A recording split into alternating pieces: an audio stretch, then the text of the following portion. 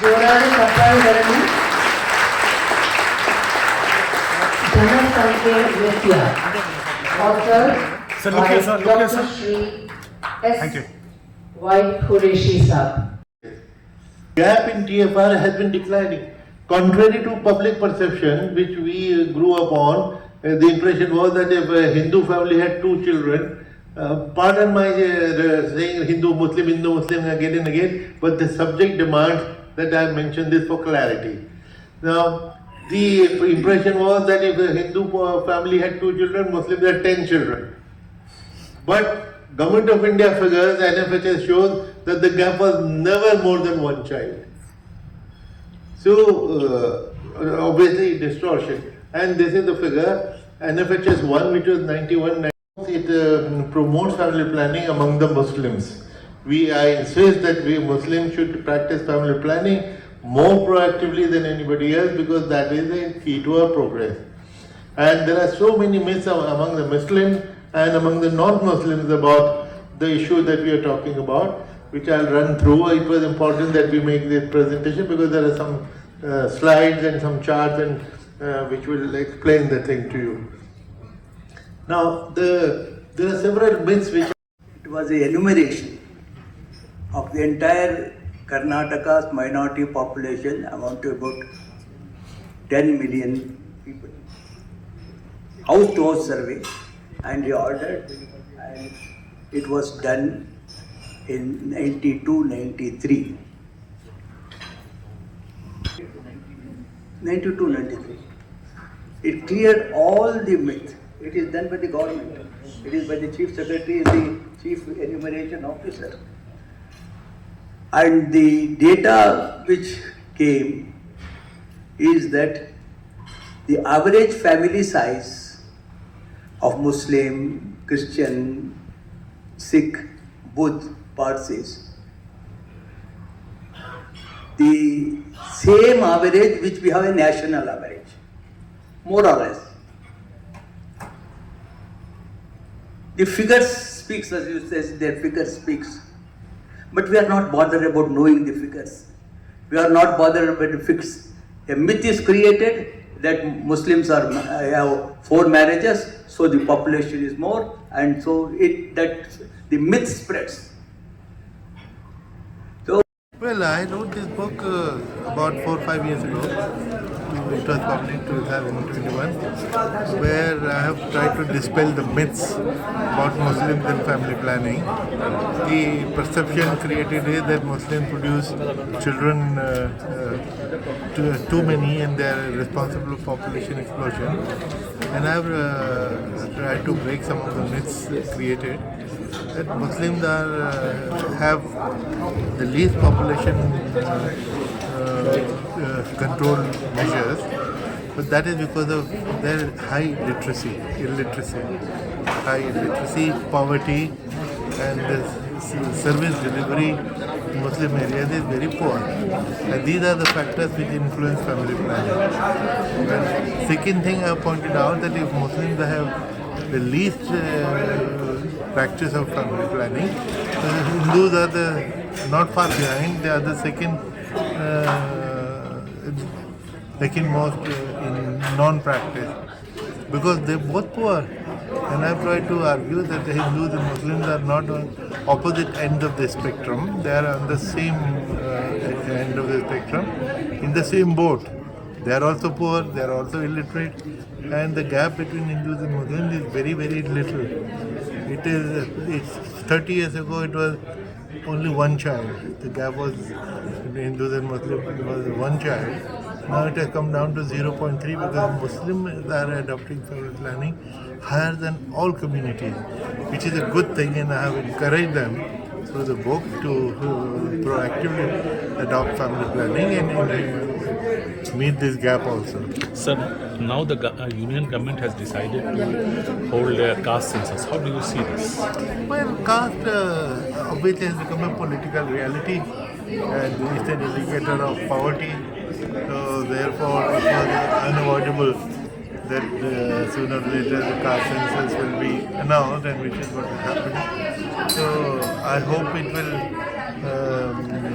lead us to make policy which will improve the condition of backward classes, the OBCs, the poorest of the poor, and the prosperity of the country should be shared.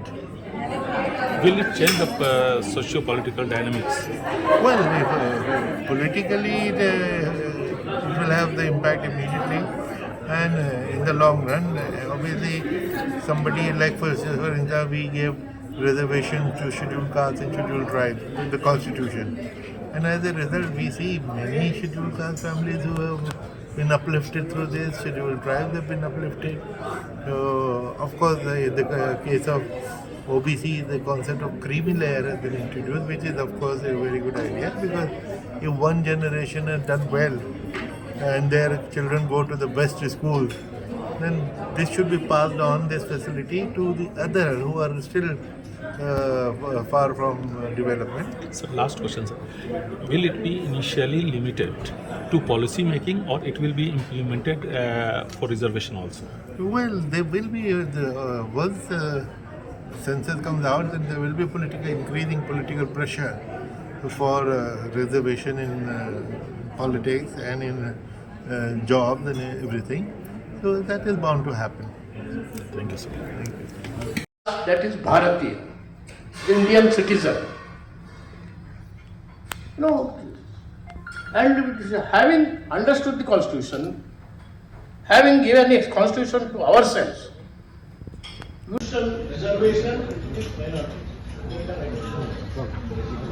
We have gone through that. Debate was taken. Unfortunately, competition has taken place. So that ನಷ್ಟ ಆಗ್ತದೆ. ಯಾಕಂದರೆ ಜನಸಂಖ್ಯೆ ಮಿಥ್ಯ ಅಂತೇಳಿ book ತಂದ್ಕೊಟ್ರು. ಅದು ಕೂಡ ನಮ್ಮ ಭಾಳ ಬಿಲವ್ಡ್ friend S.Y. Qureshi's book. I have a lot of respect for him. Great thinker, S.Y. Qureshi ji. My yet another friend and our former minister in Karnataka, Nasheman ji. My young friend, a dynamic person, former Chief Election Commissioner of India, my esteemed. And at that time, everybody saw that he was country mixing. But country has prospered. In fact, and today they criticize it, but unfortunately, our Congress people themselves are not defending. When they say that they are not aware of it, I think we should require to understand the Constitution of India. There is no division among the citizens, and everybody, whether he belongs to any Bharatiya, because even the Upanishad they said, S.Y. Qureshi ji. Janasankhya mithya. The same thing is mithya, including Bangalore. Then ultimately we should have ended up in Delhi. That would have been the concluding session. And Dr. Manmohan Singh, the Prime Minister of the country. Muslims as a class of people, not Muslims just because they belong to a community or a religion. Muslims as a class, equal to any other more backward as classified that in a predication. So everybody shocked when we included Muslims as backward. Everybody thought we provided 6%. Backward class as any other caste. So simple as that. We should not forget that the Muslims or the Christians or the Hindus, they are the citizens of this country. They are equal rights. I think under the chairmanship of the Chief Secretary, then Chief Secretary, he found that ultimately, after necessity. And we should certainly count our blessings, because this makes our blessings count. and say Veerappa Moily sir. Please give a round of applause.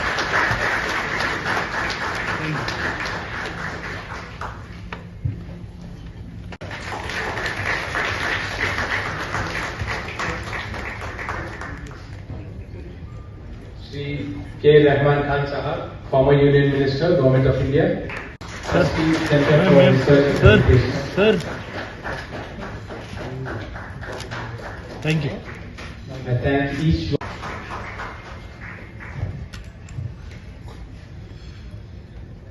Shri Mansur Ali Khan, Shri Veerappa Moily sir. Please give a round of applause.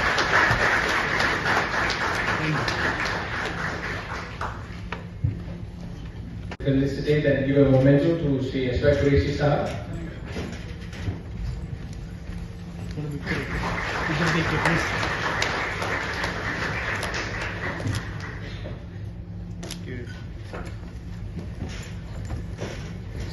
Me and Dynamic Youth Leader Congress IA General Secretary in Chief Telangana, educationist and philanthropist. Today there is a book launch by S.Y. Qureshi on the myths, population myths of the Muslims. What have you to say, sir, and what promoted you to promote this book and publish it?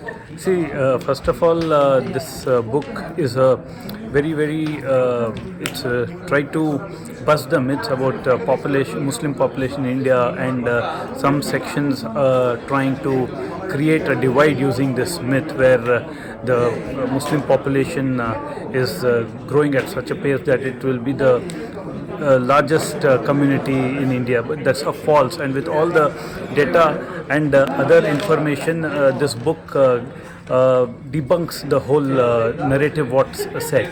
So, and it's very important that with the numbers and data what have been given in this book, and data and numbers never lie, and it is very important that this information goes to the people of India and the people know the truth and the reality. Sir, what made you to promote, to publish this book now that you're into publishing and doing social service? Do you think that this will go in a long way in serving the country? See, definitely the truth should reach the people, and such informative books should reach the public at large. Thank you. Thank you.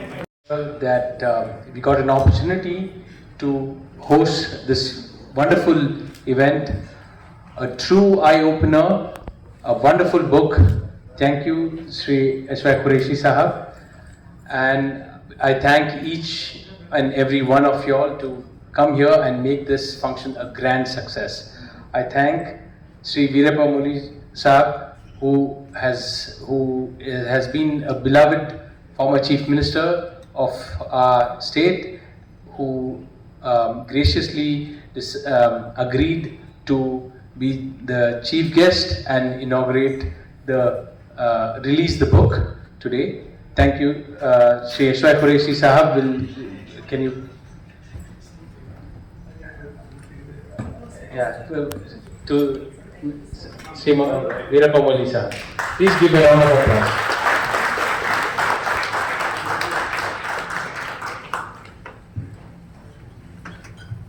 To felicitate and give a momentum.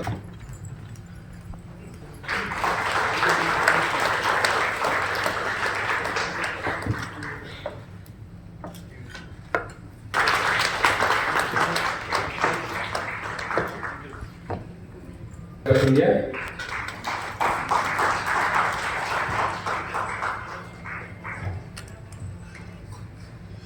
Trustee, Center for Research and Education.